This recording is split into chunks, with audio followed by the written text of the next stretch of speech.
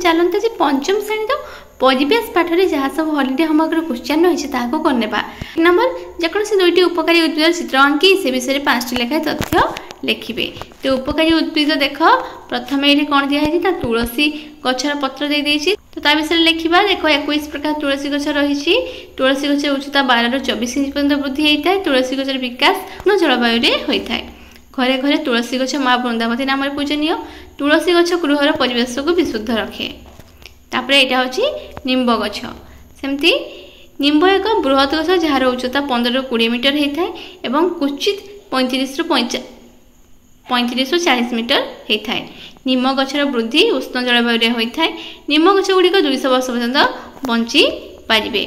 निम्ब गछ Bharat, Pakistan, Sri Lanka, Thailand, Malaysia, Indonesia देश गुड़िक देखा मिलता है।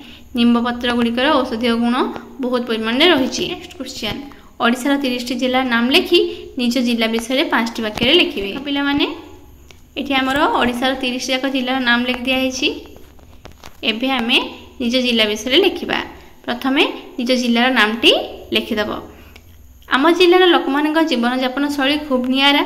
आम जिलार नाच, गीत, संस्कृति और परंपरा अति आनंददायक। आम जिला नई नाल प्राकृतिक संपद परिपूर्ण। यार प्राकृतिक सौंदर्य अति मनोहर।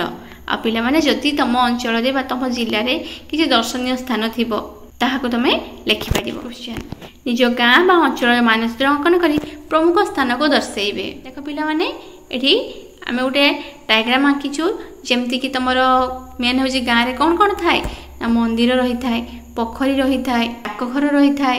तुम एमती तार रास्ता करके तुम गोटे डायग्राम बन पार जो तुम हॉस्पिटल थे हॉस्पिटल रखिपर, डाकघर रखिपर, थाना रखिपर, विद्यालय कौ दिगरे रखिपर।